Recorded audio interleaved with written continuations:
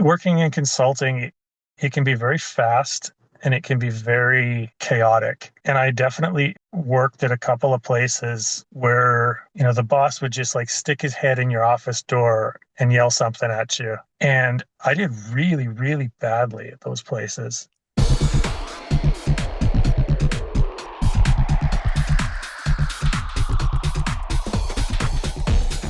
Hey, fellow workers, you are listening to episode 3 of season 5 of the Alberta Worker Podcast. My name is Kim Siever, and we are broadcasting from the territory of Mississippi. The Alberta Worker Podcast is a proud member of the Labour Radio Network, as well as the Harbinger Media Network. And I am pleased to introduce you all to today's guest, Justin Loran. Welcome, Justin. Hey, thanks for having me. You betcha. So glad to have you. I'm looking forward to listening to your story. So yeah, we'll just start off with you sharing with us your life story, where you grew up, what family life was like, where you went to school, that sort of thing, and as well your own personal labor history. The time is all yours. My life story is going to be circuitous and messy and confusing because it's not a very linear story. I'm originally from Saskatchewan. I was born in Regina. Oh, really? I didn't know that. I was born in Moose Jaw, grew up in Regina. I was born in Regina, spent some time in Swift Current, ended up back in Regina, bounced back and forth between those towns for quite a while. Spent a lot of time playing in punk rock bands, a lot of times doing as little as possible, trying to get by, trying to figure out, how I fit in a messy, complicated, sometimes ugly world. Worked many different jobs in that time. Did the same things as everybody else. I worked in construction, worked in agriculture, anywhere that needed, a pair of hands. And that's about it. And I guess that's probably my first intro to labor and the nature of labor to capital into business and that whole story.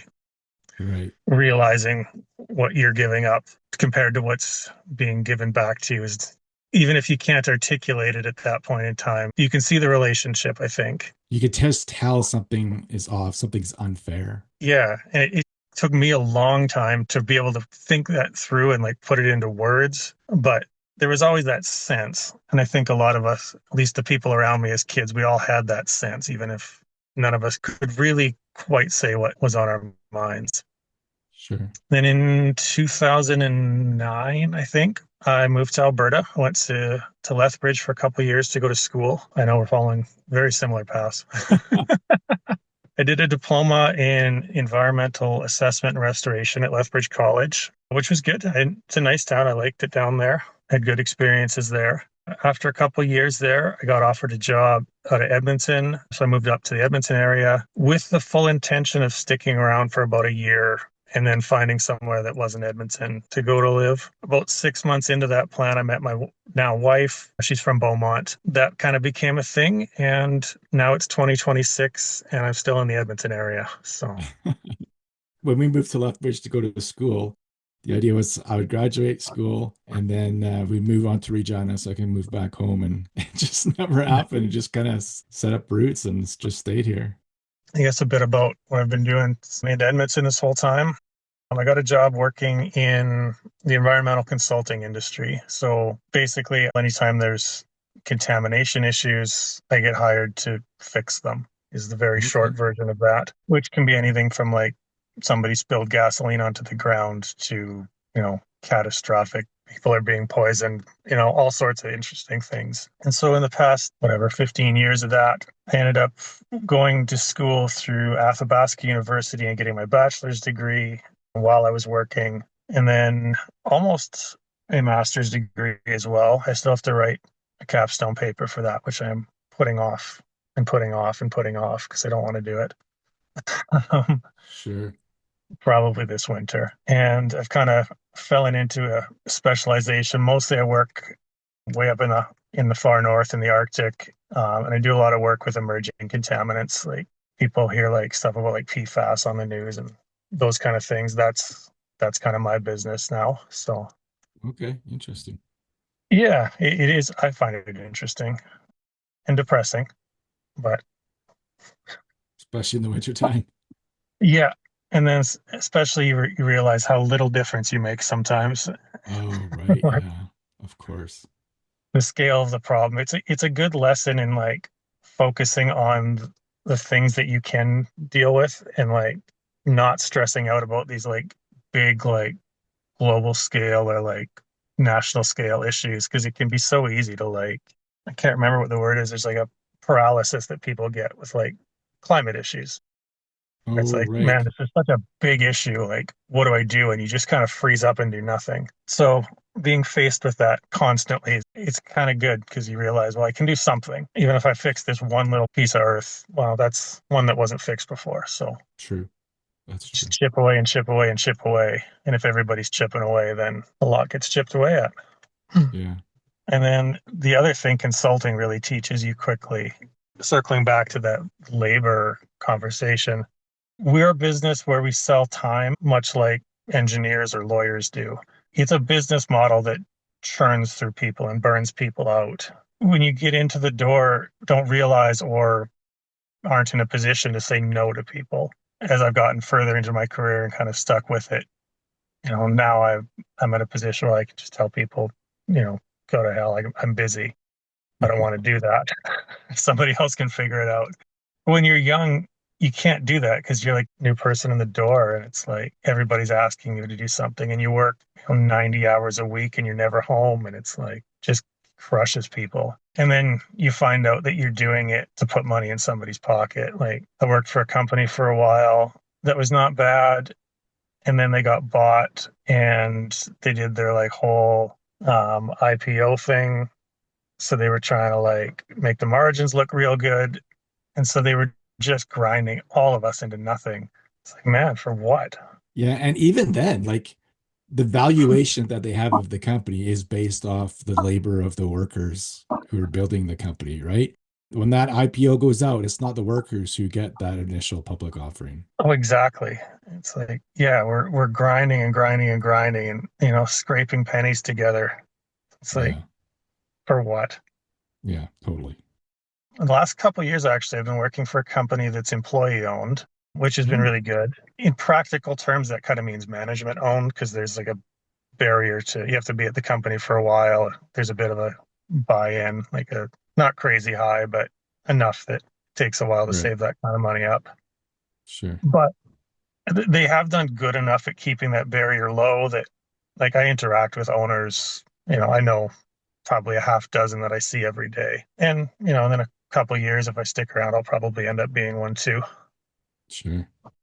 And that's been really good. It was a very like refreshing change of scenery because there still is that they're taking money off of, my hourly charge out rate that's going to the owners. That it's a thing that happens. Right. But I think because there's so many owners and they're kind of sprinkled through the company at a bunch of different levels, there's not that divorce between the workers and the owners. And a lot of them are pretty new owners. So it hasn't been that long. And I think maybe they know that if they screw the workers too hard, those people could stick around for a couple of years and then they're in the driver's seat. Right. That's true. That's true. It's a little bit extra motivation there. Yeah. So they've been really, really good about like putting money back into the company and back into the people. They like to do it through like perks and development and stuff, but we're getting more than like, the pizza party. That's cool. Yeah. What else can I tell you about me? Where did you go to school in Regina? I did a year at the University of Regina. Sorry, I meant like primary Oh, and sorry. secondary school. Oh, yeah. I did most of my high school at Levoldus. Oh, I haven't heard of that one. It's in South End. Okay, that Um, makes sense. yeah, you know where the Golden Mile Mall is? Is that I still there? don't. I Okay. I, I don't know. I haven't lived there since 1989. okay. Yeah, I go back about once every like 3 years, so my references might be way outdated too. Yeah, when I go back, I'm just driving through on my way to Winnipeg because our second oldest lives out there. So I was out there last year, and then before that was 2023, and before that was 2014. So I don't get Oh yeah, out there very often. yeah. Cool. And what did your parents do when you were growing up? My dad's, I don't know what he does. He doesn't know what he does. He was in the insurance business for a while and then got a little bit more into like finance. He does like management stuff now, but the Okay. way he talks about it, he doesn't do very much. So just like No, consulting sort of stuff. he's in charge of stuff. Like I think he probably does a lot, but he does one of those management type jobs where it's all very like soft skills. Lots of meetings. Yeah.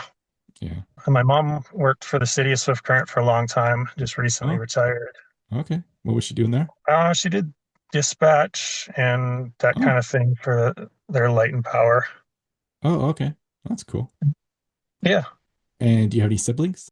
I do. I have had four, I guess. It's always a weird question because one of them has passed away, so I never know quite how to answer that. Sure. Um, my parents split up when I was very young, so I Oh, have four okay. half brothers, two on my dad's side, two on my mom's side. One of them on my mom's side passed away in 2014. Mm. So, So your whether, parents splitting up is why you moved back and forth between Regina and Swift.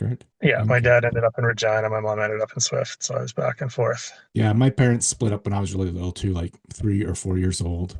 Hmm. And so I have three half siblings through my dad and three step siblings because my mom got remarried to somebody who already had children. But, Yeah. and what do your siblings do? So the next eldest in line is a geologist. He works at a mine in Ontario and he's finishing his PhD in Quebec City. So he works, Oh, does like a two on, two off kind of thing. okay. So yeah, he's a bit of an overachiever, I suppose. The next one in line is a mural artist, like a graffiti artist. Oh, really? Yeah, we're all a little jealous. He just Yeah. travels the world. Oh, wow. He has a great thing going where he seems to go somewhere, work for like a month, make a bunch of money, and then just hang out for a while. That's cool. Yeah. Like I remember my dad was trying to get him to nail down if he was going to come home for Christmas one year. And he's like, I don't know, I might just stay in Malaysia for a while.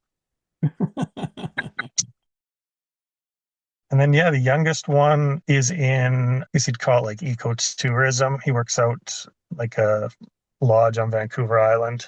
Oh, okay. Yeah, I went out there, visit him, and we kind of hung out for a few days. It's a really nice place. If he wasn't my Cool. brother, I would never have been able to afford to go there. Yeah, no doubt. I Cool. got to stay in the crew quarters. I couldn't afford to stay in the nice place.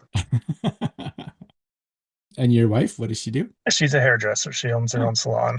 in Yeah, Beaumont? in Leduc, where Oh, her and I okay. are in Leduc now. So Yeah. not too far away. Cool. Does she speak French? No, not a word. I speak better French Oh, than okay. her. Mine's not very good. She grew up in Beaumont but can't speak any French. Yeah. She has a French last name too, so figure that one out. Wow, my mom's French last name, and I can sort of speak French, but I struggle in conversations. So as long as people are patient with me and speak slowly, I can get by. My soon-to-be sister-in-law is French, and I try, but I get like the pity English. Oh, yeah.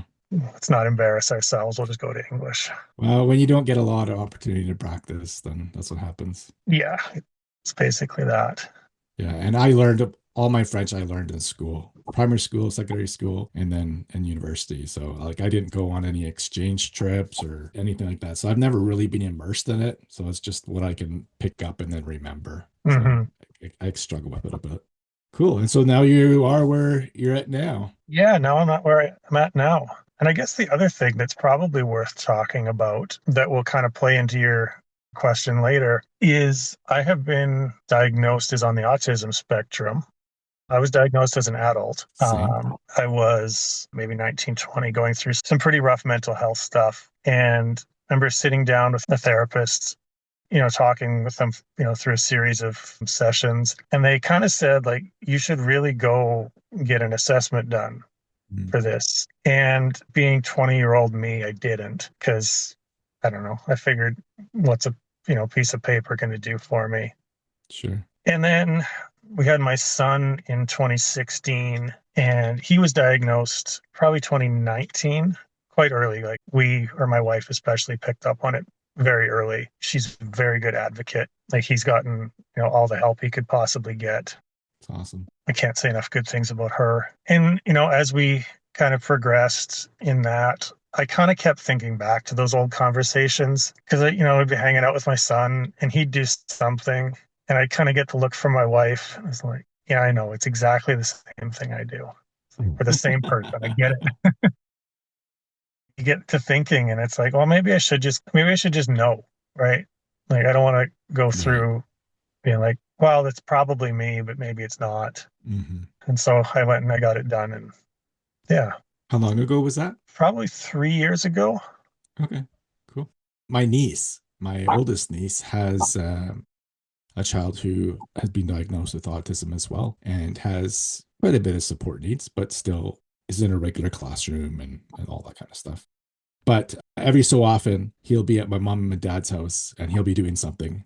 And my mom will look at him and is like, wow, this just reminds me a lot of Kim. A lot of the stuff he does, it just keeps coming back to her. It's like, oh, I just didn't pick up on it back then. I was only diagnosed last year. So, Oh yeah, yeah. It's kind of an interesting thing, like to go through the process and then to think back through your life. And it's like, yep, oh, okay. I wish I could have had the conversation with me at 20 when I was thinking like, what is this going to mean for me? absolutely. I've gotten to a point, I've kind of fumbled my way through to being able to put myself in positions where I can succeed. But seeing how it can work like with my son, it's like, oh, I didn't need to like take 15 years to figure this out. Somebody could have just told me, this is how you need to set things up. Right. That would have been great. Sure. Yeah, absolutely. It would be nice to have that little bit extra information. You hear every once in a while people say, if you could go back and talk to your 18-year-old self and tell them just 3 words, what would you say? Stuff like that. And I would say, you have autism. Yeah. It would definitely have changed the way I approached a lot of things for a lot of years. Yeah, totally. Cut out a lot of struggling.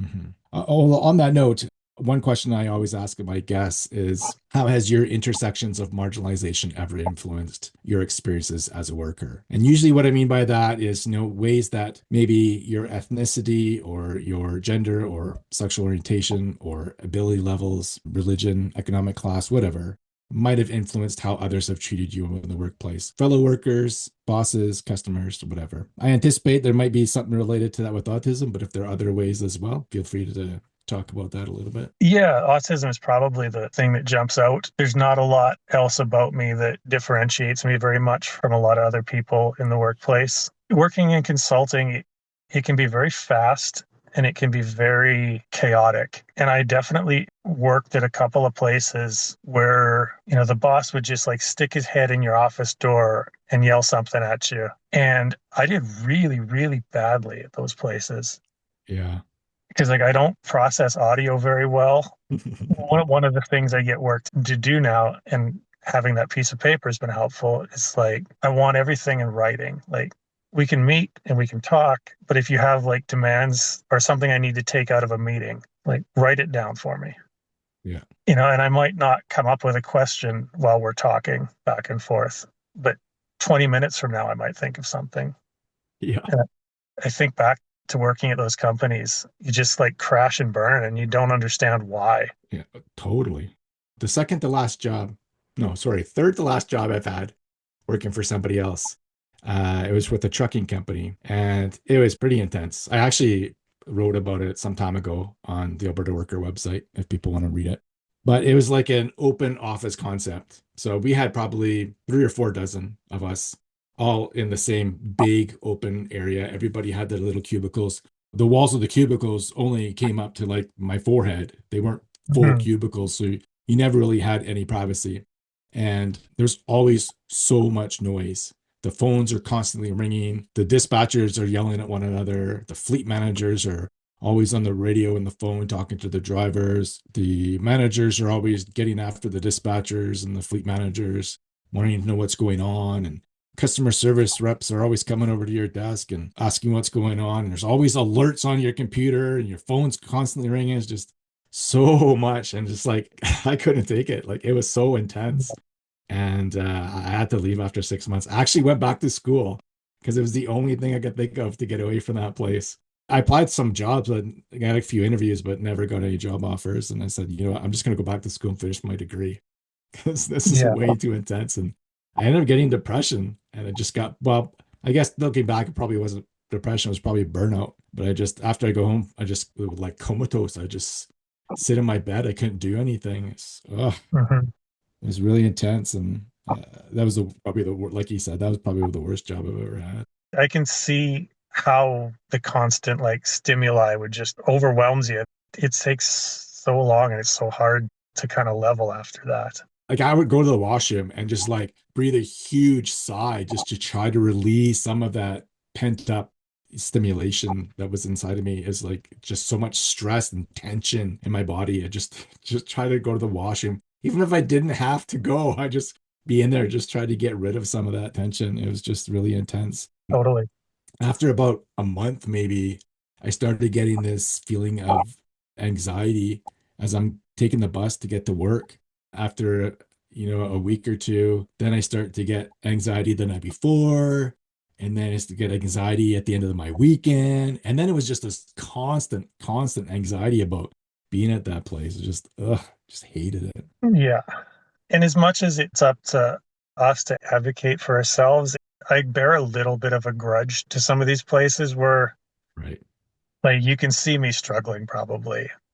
Yeah. And nobody's like, hey, what's going on? Or like, here's something you could do differently. I had a supervisor who asked me when she saw that something was happening, and she asked me, but I didn't know what to tell her. Like I didn't know what was going on. Yeah. I mean, now if she asked me, I could have told her, but because I have, the context, but I didn't at the time. I just knew that I didn't feel good and I didn't know what was causing it. I hated my job, but I didn't know why. Yeah, it's tough too. And or I at least will like internalize that a little bit where it's like, well, I'm struggling, but these people don't seem to be. So Yeah, what's wrong with me? absolutely. It takes a lot of time and a lot of perspective to realize that, well, nothing. And if you drop me into a situation that fits me, I do really well. Yeah, absolutely. Well, any final thoughts for our listeners?